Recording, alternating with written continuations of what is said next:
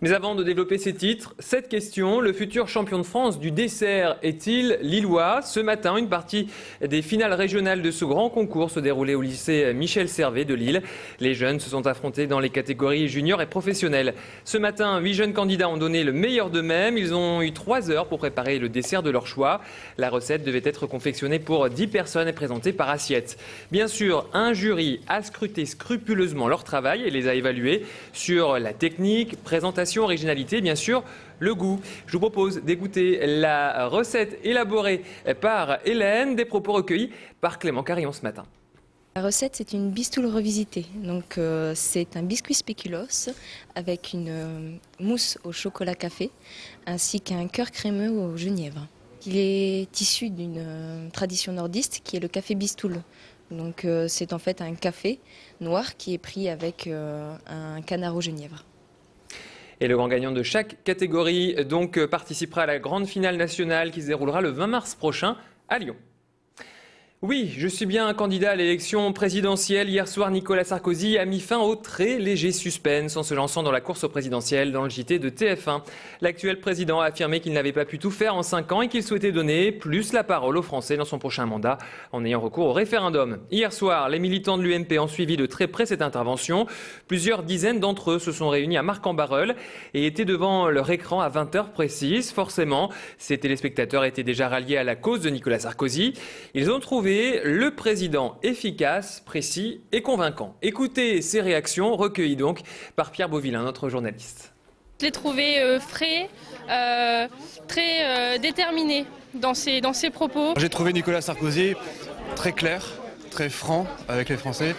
Et je dirais que ça donne envie de le suivre tout au long de la campagne. C'était un discours qui était très plausible, qui était très réaliste et qui vraiment nous a réconfortés parce qu'on est dans une situation vraiment très tendue. S'il suit une campagne comme ça, je vois pas pourquoi il y aurait un souci. Bien sûr qu'il va gagner, certainement. Certainement. Ce sera peut-être difficile, mais il va gagner. Et hier soir, Nicolas Sarkozy a fermement condamné les propos tenus. Et puis donc cette information est confirmée, Nicolas Sarkozy sera bien à Lille jeudi prochain, le 23 février prochain. Le président de la République investira Lille Grand Palais donc pour un grand meeting de campagne. À l'heure où les factures d'électricité ne cessent d'augmenter, surtout en cette période hivernale, coup de projecteur sur une belle initiative de l'Issy-les-Lannoy dans la métropole. Mardi, la commune, en partenariat avec EDF, a distribué les premiers kits économie d'énergie. À l'intérieur de ce colis, les familles en difficulté retrouvent des ampoules à basse consommation, un thermomètre, un économiseur d'eau ou encore un guide d'information sur les éco-gestes, car il suffit de changer légèrement ses habitudes pour faire baisser sa facture. Pour l'instant, seuls 3 kits ont été distribués, mais à terme, une centaine sera remise aux habitants qui vivent dans la précarité. On va justement écouter l'une des premières bénéficiaires. Il s'agit de Marie-Agnès. Elle s'exprime au micro de notre journaliste Tanguy Lécluse. Ça va me servir beaucoup parce que financièrement, je ne m'en sors plus. Donc, je vais voir beaucoup la différence en fait. Normalement, il y a 50 € par an que je peux gagner. Donc je suis prête à le faire et l'utiliser.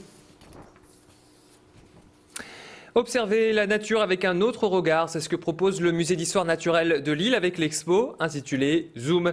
Depuis hier, vous pouvez donc découvrir une série de photos de Gilles Martin. L'artiste a pris des clichés d'animaux, de plantes ou encore de minéraux sous un angle original.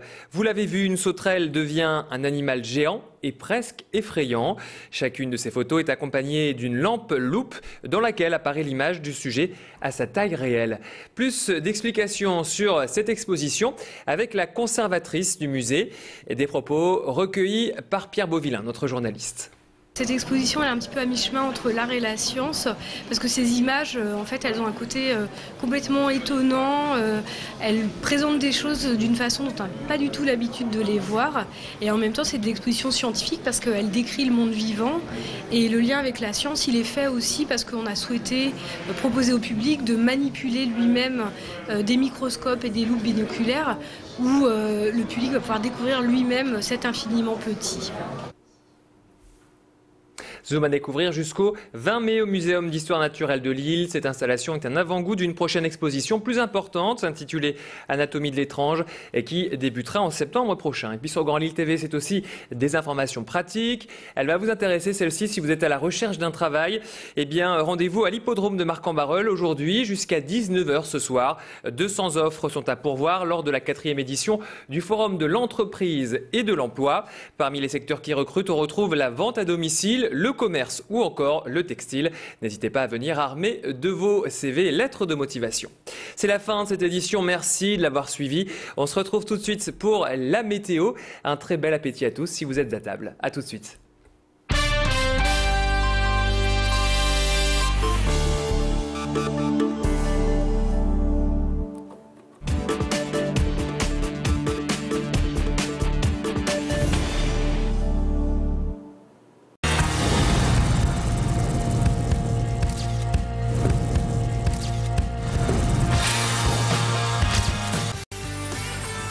La météo avec Nissan Métropole. Nissan Métropole, 3 adresses, Ronc, Lomme et Villeneuve-d'Ascq.